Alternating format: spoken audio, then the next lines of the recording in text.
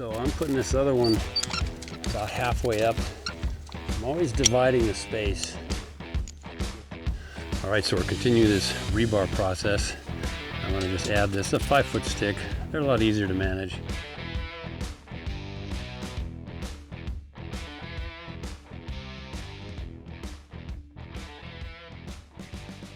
I'm gonna get a bend here going, just with my knee.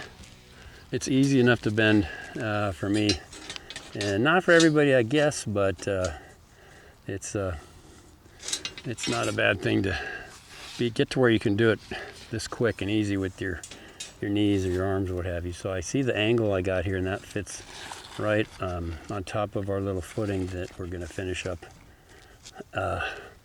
our project at. So now I put my little spinner wire, give it a twist and push it in. And if you can get it somewhere else, that's a good thing too.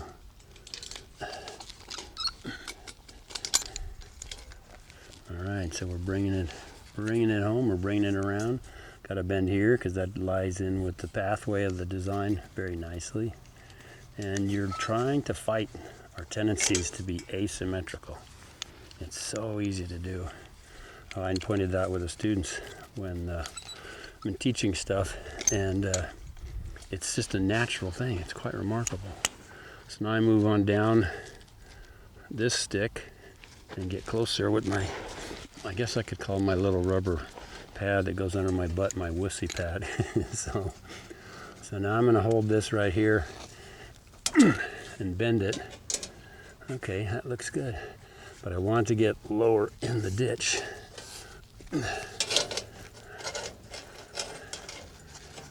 All right, that's pretty good. I'm going to play with it a little bit more. All right, that looks good. I'll get at the bottom of this one, and you can tweak it with additional subsequent pieces of rebar to pull things into the exact distance from the dirt and that sort of thing. You want to overlap your rebar at least 3/4 of an inch, and always, if you're finishing a piece of rebar somewhere, it has to have 2 ties. And even then it can be not quite behaving. So we'll move over down the line to this side.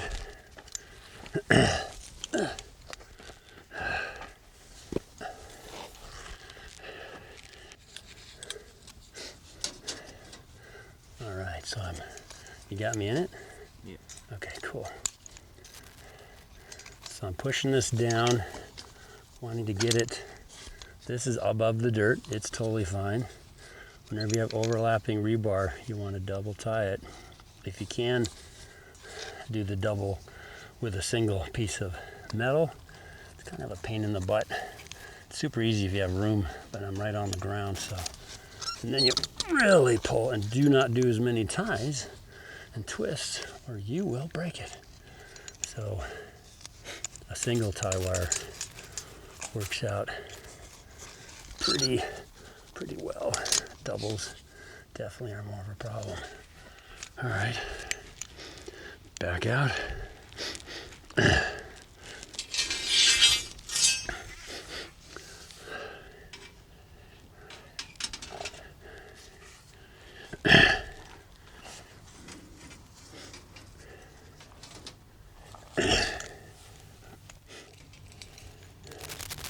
So I'm putting this other one about halfway up. I'm always dividing the space with the rebar. That's what you want to do. Divide the space, and then you can end up with the size of a square or a rectangle, whatever the gap is, that fits, that seems to be about right. You're not wasting a lot of concrete. I think I'll put another one here because it's the end of the stick. Always good to do 2. See, even I do too many twists. So let's see if you can control your enthusiasm. All right, I pulled back just enough. The little spinny pieces of wire that stick out. If you can push them in, that is a good thing. So now we'll see an example. You can go like this. If you have room to do this, this is a stronger and easier way to bend than having the one in the middle, that gap. So now I'll use my universal tool of making rocks, which is called the bucket, to sit on during our tired old making rocks days. So I'm going to keep this sort of parallel with these two sticks. Give it a spin. Remember, you're trying to fight symmetry to get to asymmetry. So now you can see it's going downhill, so I'll pull it up a little. So now this is a little more parallel with stuff. And so I bent it up. Now we will be putting another piece of rebar down here, another one between the two there, and a few more on top, just to close out the shape. And then after that comes burlap.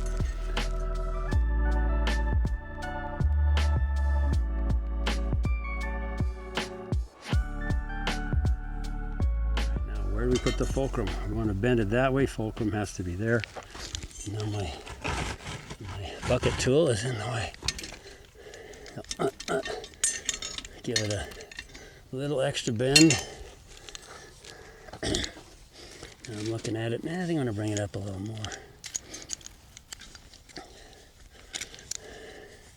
These tie wires kind of are a barrel of monkeys. When you pull off a bunch of them, they end up like grabbing each other, and it's like, how do I pull one off?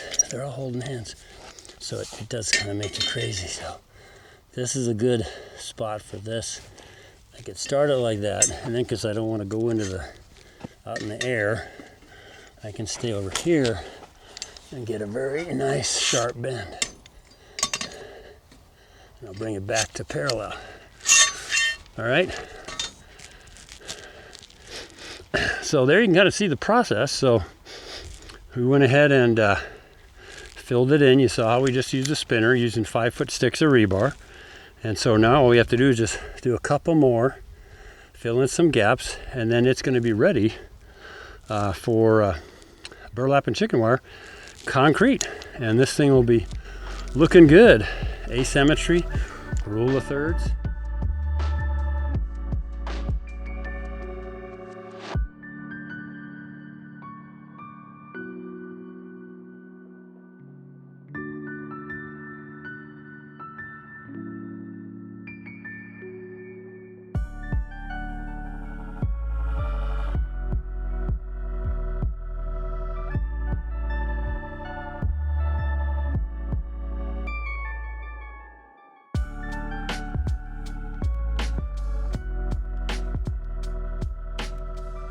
Got a nice negative space crack area there.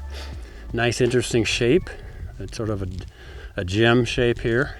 A nice little peak there. And if you want, you can build things up with just the raw concrete. If you want it to be more level than that is, it's leaning it back a little bit, but we're trying to balance between form and function. We want it to be a functional bench, but how far do you want to go into the function of it and start to depart from the form where it looks more natural? So that's kind of the balancing act. And however you want to do it, it's up to you. It's totally your rock. So all right, so we're going to keep this up. In the next video we'll show you the burlap process.